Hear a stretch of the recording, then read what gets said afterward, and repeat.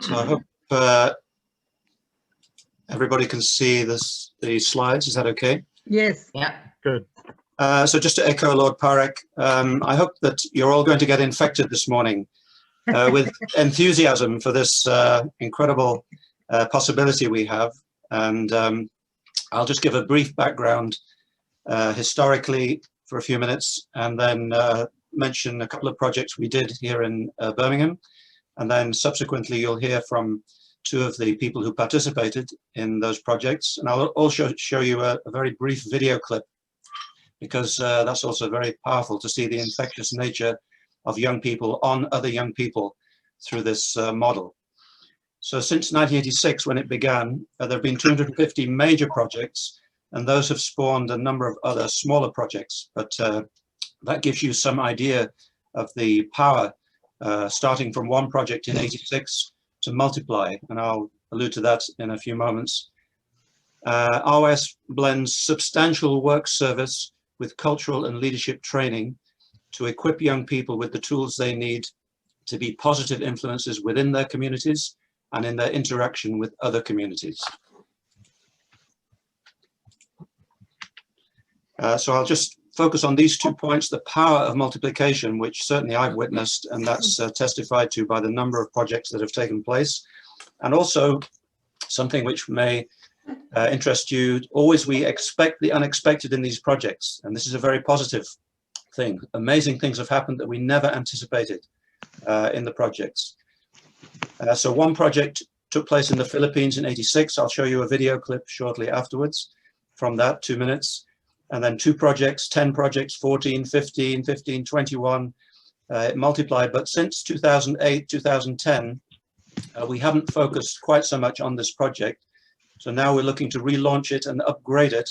And hopefully with your help and your input and advice and guidance, we can make it appropriate to today's social context, for particularly in this case, the UK. We held some large assemblies of world religions back in the 80s and early 90s, from which this project emerged. So 1990 was the second assembly. You can see Father and Mother Moon there in the middle, and to their left, as you look at it, Sheikh Ahmed Kuftaro, the Grand Mufti of Syria, the Grand Mufti of Yemen next to him. In the bottom picture, the Grand Mufti of Yemen speaking in 1992, but the original assembly was in 1985. And out of this assembly emerged a youth project where the young people would travel to different parts of the world visiting historical religious sites, but very quickly they wanted to convert that into an actual service project, which the project in 1986 became the first, in the Philippines, the very first model from which everything else multiplied. Our core values are that it's people-centered and participant-driven. There's a lot of growth and development within the project and beyond. Tremendous friendship and collaboration. And we try to aim for maximum diversity and impartiality. And although the original project was called Religious Youth Service, the main element, actually, in my experience, was the sheer humanity which emerged amongst the young people in particular. Through spending a weekend or a week together, they became like brothers and sisters. And that's how they related to each other beyond, in a sense, their ethnicity or their religion. That the humanity of this project is something really special. And that's what I think we can develop in the next year or two. I won't read all of this, but our goals are to provide service opportunities, the best practice model, to develop effective leadership abilities during the project with the young people and subsequently, to provide a setting for intercultural experiences, opportunity to express and share spirituality and cultural traditions, to provide opportunities to hear from community and religious leaders in the environment and the locality where the project's taking place. Particularly important to provide youth from diverse cultures, faiths and ethnicities, an alternative to violence, which, as you know, in the lockdown, there's been an increase of both domestic violence and mental health issues and so on. So I think it's an idea whose time has come in that respect for young people whose future is quite uncertain, to encourage meaningful interaction, to learn by reflection, and to assure succession, replication, and expansion through education and training. So, to expect the unexpected, my first experience was in Kerala in 1995, when my love affair with India began, and I found myself projected into the coconut plantations of Kerala. But before I got there, I was stuck in a traffic jam, and when I stuck my head out of the window, it was caused by elephants. That was my first experience in India, being in a traffic jam behind, this is not the actual picture, but it gives you an idea.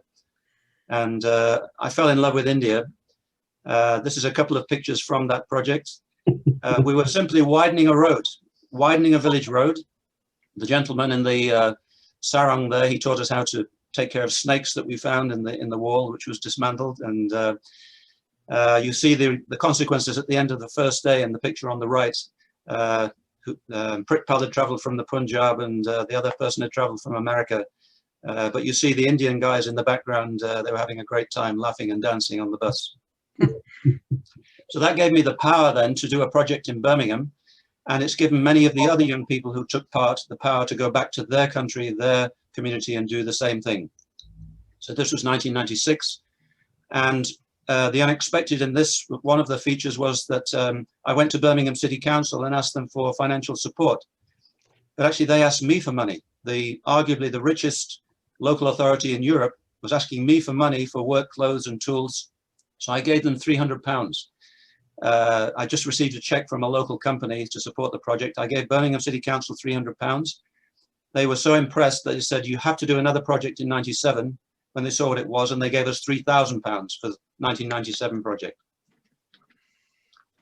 That's one of the projects we did in 96, converting a tree nursery that was overgrown back into what it was supposed to be. And that site then was adopted by a local school. They planted the trees, the kids planted the trees out into the community. They had their science lessons there. We never expected that to happen. You can actually see sitting down in the blue trousers there, Peter Kong, who will share a testimony after this. He's with us on the call. Very grateful to him today. So 97, we did another project, and I highlight Simone there because she came from Slovenia with two other young ladies.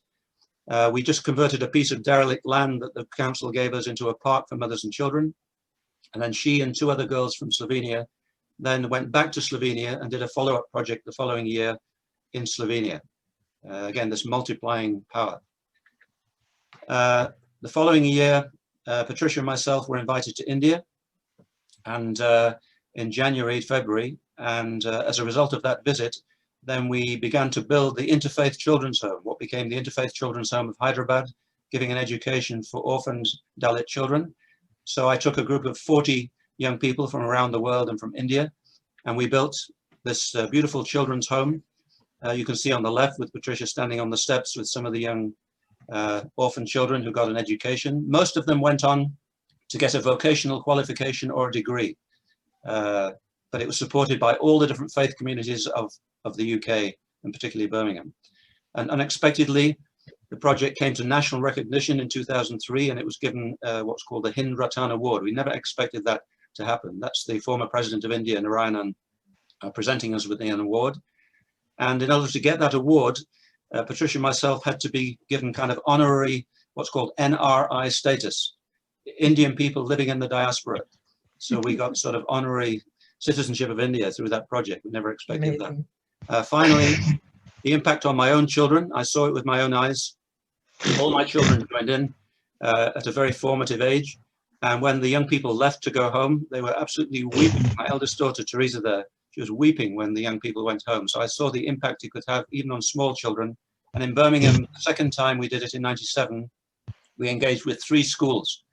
They got involved, and we could see again the impact on teenagers and young people. So that multiplying effect. And I'll show you this in the video now. You'll see with your own eyes what happened in the Philippines. That's just a website that we have where you can get further information about religious youth service. But the religious element was there, but it's not, as I said, the overarching element. It's the humanity of this project, which is so appealing to so many people. So I'll just show you very briefly, if I can catch the project. a 2-minute clip from the first project in the Philippines in '86. You'll see the young people now going to the presidential palace where President Corazon Aquino, if you remember her, she received them and then gave a message. And also they're getting a message from the #1 religious leader, Cardinal Jaime Sin.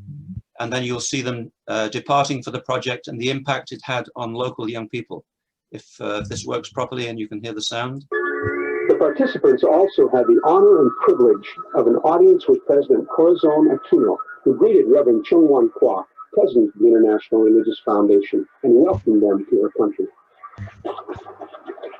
Well, first of all, I welcome all of you, the participants of the religious youth service here to the Philippines. We do appreciate your concern for our country, especially in the projects that you are going to tackle in the next few weeks, because this is what it is all about, helping one another. And this is what I keep on asking our people. Well, it is important to unite, because you can no longer isolate yourself. Each one has to give a contribution. We were also pleased to hear words of inspiration from Jaime Cardinal Sin, the much-loved leader of the Catholic Church in the Philippines. My dear brothers and sisters, I welcome you to the house of sin.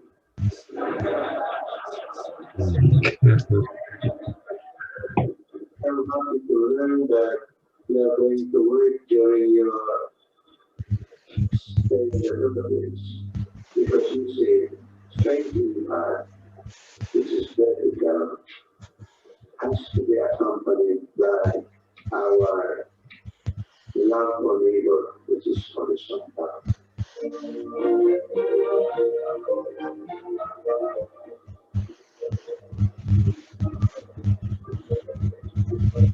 With these words as inspiration, the orientation program was completed, and the volunteers departed their assigned work projects.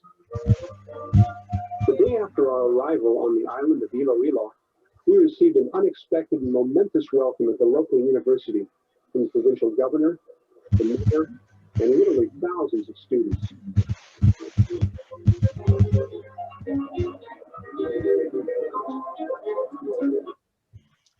So that just gives you an idea of the impact that it can have on both senior political and religious figures, but also on young people. And I'll just show you finally a 60-second clip of one of the projects, which was building a bridge between a Christian and a Muslim community. It's a very symbolic project here, you can see.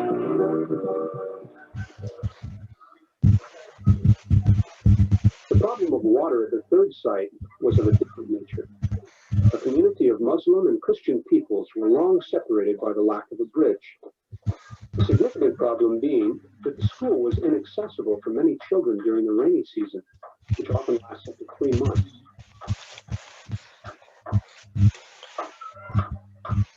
The construction of the bridge became a focus of interreligious unity, as both Christians and Muslims came out to support the RYS team. The volunteers developed a very special relationship with the children of the community, those for whom the bridge was built. After the bridge was completed, the community held a celebration to acknowledge the work that the RYS had done on their behalf. I can't put into words the feelings of accomplishment and emotion that accompanied this day. So I apologize for the quality of this video. It's 36 years old, but I think it conveys the message that I wanted to share with you this morning. Thank you very much.